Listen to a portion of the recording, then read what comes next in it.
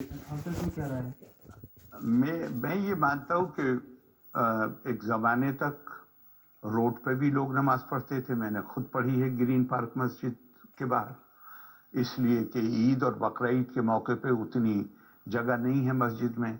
लेकिन हम इससे भी इनकार नहीं कर सकते कि उससे जो गुजरने वाले हैं उनको इनकन्वीनियंस होती है।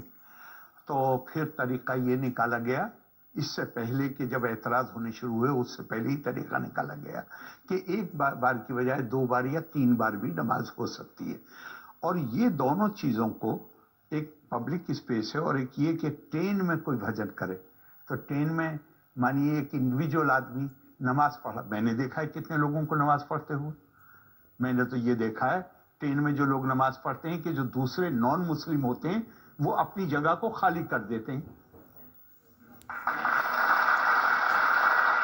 मैंने तो कभी नहीं देखा कि किसी ने मैंने खुद देखा है, मैं ये किसी और का नहीं बता रहा हूँ, मैंने खुद देखा है ट्रेन में बहुत से लोगों को नमाज पढ़ते हो। ये इसमें भी मैं कहने में कुछ गुरेज नहीं करूँगा कि 10 साल में ये सब कुछ सौदा जो मिला वो नफरत की दुकान से मिला, और जो राहुल को श्रेय मिला वो मोहब्बत की दुकान से मिला।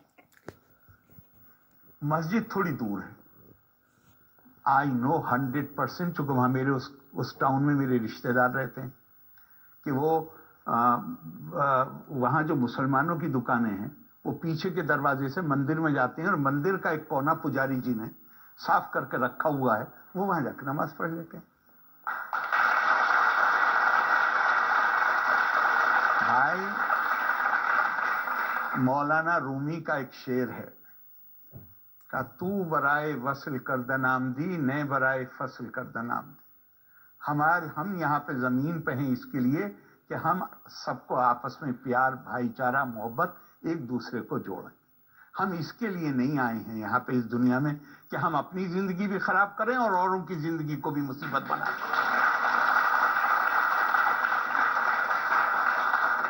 एक और ब्रेक के रुकेंगे और ब्रेक के बाद आपकी अदालत में आरिफ मोहम्मद खान पर इल्जामात और सवाल का क्यों बहुत खूब। मखलूक में हायल रहे पर्दे, पीरान कलीसा को कलीसा से हटा दो। मतलब डायरेक्ट कांटेक्ट होना चाहिए परमात्मा का और आत्मा का, बीच के जो लोग हैं इनको हटा देना चाहिए। जब बात हो देश की मिट्टी की, ऐसा कुछ भी नहीं जो हमें अलग कर सके। बीच के लोगों का नाम ही भ्रष्टाचार करने वाले हैं, बीच के लोग ही आपस में लड़ाने वाले हैं। अल्लाह ने तो बता दिया कि तुम नहीं जानते कि तुमसे पहले भी कितनी ताकतवर कौमें हुई जिनको मैंने किस तरह तबाह किया। यानी 4 युगों में जो कुछ हुआ वो सर्वशक्तिमान के इशारे से हुआ, तरतीब से हुआ, तलकीन से हुआ, तफसीर से हुआ, जिसको हम ये मानते हैं कि हमारी तकदीर से हुआ। तकदीर को बनाने के लिए वही तरीका है कि जो तुम्हारे नूर, अवतार और किताब में बताया गया। और उग्रवाद और आतंक फैलाने के लिए वही तरीका है जो नफरत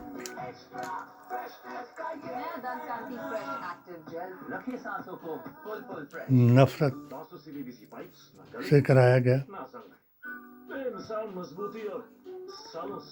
और अपनी खुदगर्जी ने, अपने स्वार्थ ने, अपने हवस ने के जरिए शैतान ने ये कराया जो मेरी किताब का आखिरी संदेश है। कर खुदी को इतना बुलंद, कर खुदी को इतना बुलंद कि खुदा भी मजबूर होकर तुझसे पूछे कि ए बंदे तेरी रज़ा क्या है. You say yes to what's unthinkable. यही एक तरीका है कि जो उस आदेश को संदेश बना करके लोगों तक पहुंचाए. Welcome back. आपकी अदालत में आज हम मुकदमा चला रहे हैं, सवाल पूछ रहे हैं और जो कुछ भी गवर्नर आरिफ मोहम्मद खान ने कहा वो आपकी अदालत में केरल के गवर्नर एक आरिफ मोहम्मद खान सबक का है. इल्जाम है कि ये मुसलमानों को गुमराह कर इस युग में के मुख्यमंत्री का है. युग पुरुष बन करके, क्योंकि मुजद्दिद आलिम हर कौम में आएंगे जिनको टूल की तरह काम कर रहे हैं, युग पुरुष कहा जाता है. मुसलमानों को गुमराह करते हैं. क्या कह सकता हूँ. मैं धर्म शास्त्रों का विद्यार्थी हूँ, विद्वान नहीं, विद्यार्थी हूँ. मुझे जानने की ख्वाहिश है. मैं समय लगाता हूँ, पढ़ता हूँ, और जो पढ़ता हूँ उसको कोशिश करता हूँ कि मैं वो दूसरों के साथ शेयर करूँ. समस्या कोई आए तो उसकी रोशनी में मैं कुछ सुझाव दे सकूं. मुझे ये कौन कह रहा है जो धर्मशास्त्रों को ही नहीं मानते. वो मुझे बता रहे हैं कि मैं मिसलीड करता हूं. और इनके अब नहीं, उनकी मजबूरी क्या है. वो कम्युनिस्ट हैं. उनकी मजबूरी क्या है. 1990 तक उनके हर इलेक्शन में मैनिफेस्टो में यूनिफॉर्म सिविल कोड के वो सपोर्टर थे. 1986 में जब मैंने इस्तीफा दिया है सरकार से इस विषय पर, तो सबसे ज्यादा मुझे सपोर्ट करना, बीजेपी के तो उस वक्त 2 मेंबर थे सदन में कुल. सपोर्ट ही मुझे लेफ्ट पार्टीज ने किया था. और सबसे वोकल वॉइस अगर किसी की थी जिन्होंने मेरा समर्थन किया था सब, वो श्री EMS नमूद्रीपाद की थी. आज कम्युनिस्ट पार्टी ने पलटा पूरा मार लिया. केवल वो UCC का विरोध नहीं कर रहे, वो 3 तलाक का कानून जिसके नतीजे में 95% से ज्यादा तलाक दर कम हुई है, उसके बारे में 6 महीने पहले कहा कि इस कानून की क्या जरूरत थी. क्यों कर रहे हैं वो. असल में वहां पे एक धर्म के नाम पे बनी हुई पार्टी, मैं नाम नहीं लेता हूं पार्टियों का, जिन्होंने देश के विभाजन की मांग की, वो इनका असेसमेंट ये है कि वो पार्टी कमजोर हो रही है.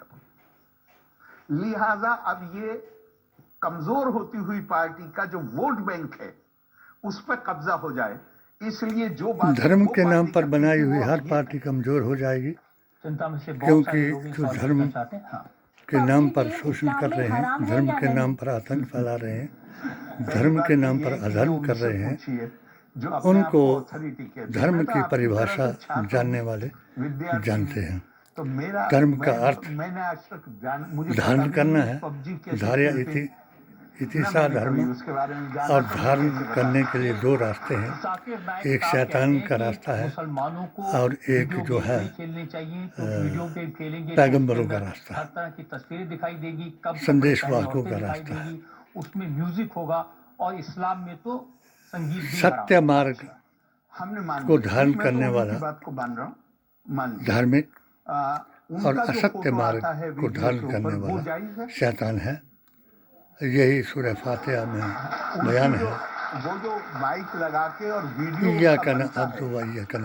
जिससे मुझे यकीन है कि यूट्यूब उन्हें पेमेंट भी करता होगा, क्योंकि उनकी व्यूअर्स यूट्यूब उन्हें पैसा उस वीडियो को बनवाना, उससे पैसे कमाना उनके लिए हलाल है. ए अल्लाह, मुझे उनके रास्ते पर चला भाई. ये कोई नया मामला नहीं है जिन पर तूने फजल किया, रहम और करम किया, ना कि उनके रास्ते पर कि जिन पर तूने गजब किया और जुर्म किया. का जाना शुरू हुआ. इस रास्ते को पहचानना ही धर्म का नाम है. हिंदू और मुसलमान किसी धर्म का नाम नहीं. हज करने के लिए आपको उन्हें चाहिए था, उस जमाने में पासपोर्ट नहीं होते थे, परमिट होता था. तो परमिट पर फोटो लग रहा था, तो परमिट पे फोटो खिंचवाना पड़ेगा जो गैर इस्लामी है, लिहाजा आपको हज पे ही नहीं जाना चाहिए। और ये बेशक कहते रहे, ये बात भी आपकी कुरान की 17 आयतों से साबित है कि जो भेष बदल करके अलग अलग डिबेट देखिए, टीवी की धर्म का फायदा उठाता है, सुंदर महिला, जैसे रावण ने साधु का भेष बदल करके सीता माता को चुरा लिया, स्क्रीन पे बैठ के वैसे ही यजीदी और नजदी जमातों ने हजूर अकरम सल्लल्लाहु अलैहि वसल्लम का भेष बना करके पाकिस्तान की दीन मुस्तफ़ा निज़ाम मुस्तफ़ा की तौहीन कराई, जब जन्नत में जो बात आज मिलेंगी। हमें इस मुजद्दिद आलिम युग पुरुष ने बताई, जिसने सबसे बड़ी बात ये कही कि मुसलमान तो वो है कि जब आखिरी सांस निकलने तक भी वो तालिब इल्म रहे, विद्यार्थी रहे, विद्वान बनने की कोशिश ना करे। बहुत प्रज्ञा, विजडम से भरा हुआ कोई ग्रंथ हो और एक पैसों की थैली रखी हो, तो आप दोनों में से किसको उठाएंगे? स्वामी विवेकानंद जी ने कहा मैं तो पैसों की थैली को उठाऊंगा। तो प्रोफेसर ने कहा नहीं, प्रोफेसर ने कहा कि बड़े अजीब आदमी हैं आप, सन्यासी हैं और आप पैसों को उठाएंगे। मैं तो जिस किताब में विजडम है, प्रज्ञा है, बुद्धिमत्ता है, मैं तो उसे उठाऊं। कहा जिसके पास जो चीज नहीं है वो उठा ले। ये बिल्कुल सही बात कही कि अगर वो अपने इस दिमाग में बिठाता है कि मैं पैसे की थैली उठाऊंगा, तो पैसे से वो सोने के अक्षरों में लिखा हुआ कुरान भी खरीद सकता है। अगर वो पहले ही कुरान को उठाएगा तो फिर क्या खाएगा? क्योंकि ये तो मैं कह सकता हूँ, कुरान तो पैसे वालों को हूर का कुछ और कहता है। उसका मतलब क्या है वो मुझे नहीं, वो उसमें वो लंबी बहस हो जाएगी। लेकिन सब है, नहरें बहती होंगी, फल होंगे, ये होगा, ये अकेले हूर पे क्यों इतना ज्यादा जोर? तो बहुत सारी चीजें, लेकिन दूसरी जगह एक जगह कुरान में कह दिया वो बड़ा इंपॉर्टेंट है। उसमें कह दिया और इंसानी दिमाग, मानव बुद्धि इसकी कल्पना ही नहीं कर सकती कि जन्नत क्या चीज हो। तो इसका मतलब क्या हुआ? इसका मतलब हुआ कि स्क्रिप्चर जो होता है, धर्मशास्त्र जो होता है, वो तो हर तरह के लोगों को जिसकी बुद्धि कम विकसित है उसके लिए भी है, को हुक्म हुआ जब महराज में उसके लिए भी कि है, जाओ तो उन्हें तो इस्तेकबाल करने के लिए मेरा दोस्त लिहाजा मुझसे मिलने ये आ रहा है, आकर्षण तो नाना प्रकार के श्रृंगार पहनो जी हाँ और कतारों में खड़ी हो जाओ ताकि आपका वो असल इस्तेमाल। में वो राज वही है जो स्वामी तो विवेकानंद जब का, आप कि महराज से आए, आकर्षण उस चीज में होता है मगर जिसके एक और पास चीज जो को चीज नहीं भी देख करके आए, तो वो उसमें आकर्षण जो थे महराज के मुर्गे, जिनके परों पर 30 पारे कुरान लिखा था और क्या मिलेगा, मुझे क्या मिलेगा? उन्होंने कहा आपको वही गले में ला इलाहा इल्लल्लाह मुहम्मद रसूलुल्लाह का फरमान लिखा था और चोंच जो थी वो टट्टी पर थी।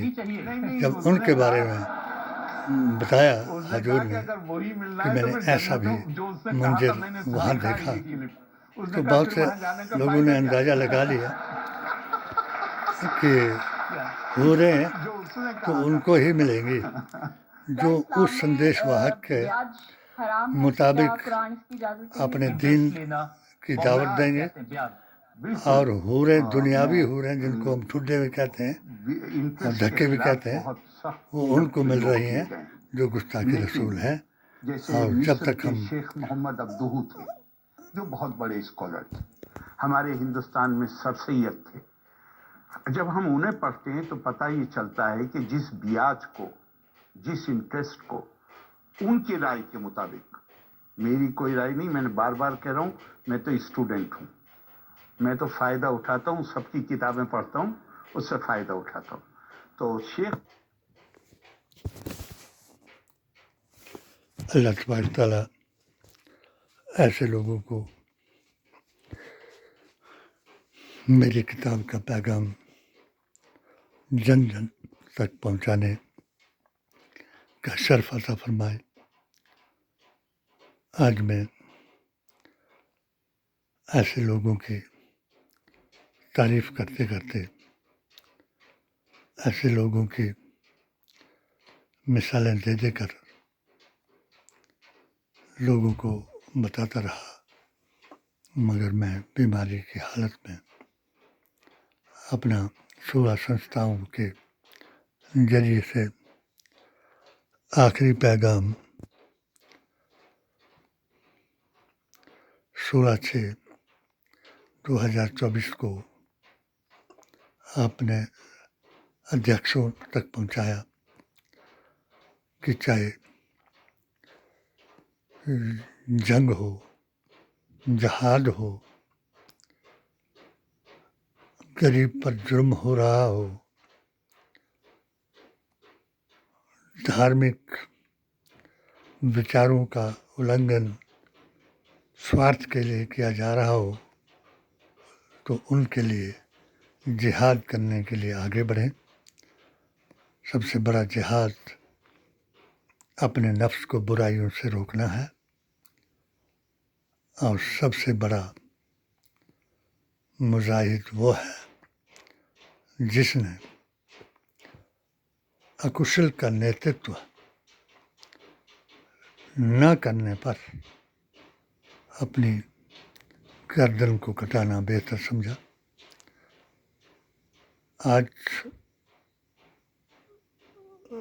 جو راجنیتی کی بات کرتے ہیں اور جو ملوں نے ٹھگا ہوا تھا لوگوں کو کہ بھائی راجنیتی نہیں کرنی ہے، وہ ان کی اپنی نیتی تھی کہ جو پڑھے لکھے لوگ تھے ان کو پیچھے ہٹا دیا اور اپنے آپ کو آگے کر کے اپنی جماعت کا سلسلہ بڑھا دیا، اور آج 3 گٹوں میں مسلمان بنانے کی، یعنی تبلیغ کرنے کی، یعنی دین کی دعوت دینے کی بات کر رہے ہیں۔ مگر سب سے بڑی بات جو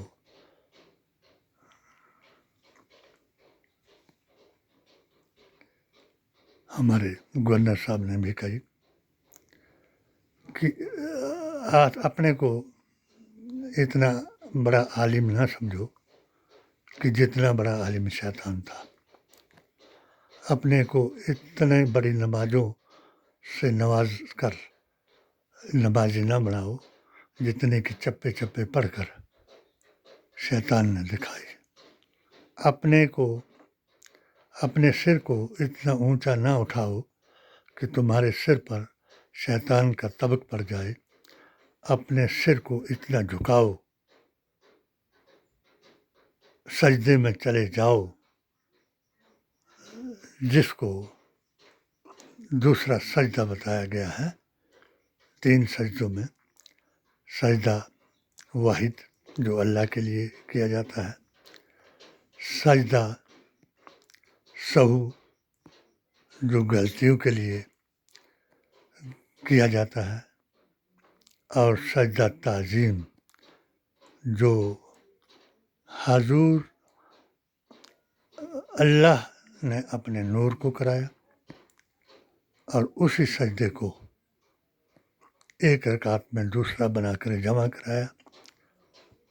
اس وقت ایک ہی سجدہ ہوتا تھا جو واحد اللہ کو کیا جاتا تھا، اور یہ دوسرا سجدہ تعظیمی ہے جس نے شیطان کو بھلا دیا اور اس 750 کروڑ سال کی اس کی عبادت کو رڑا دیا۔ اس لیے اللہ تبارک تعالیٰ ایسے لوگوں کی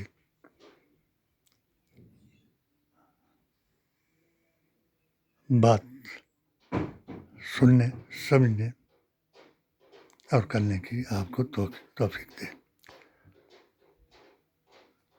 راجنیتی بھی کریں مگر حضور کے نظام مصطفیٰ کی طرح۔ خدا حافظ۔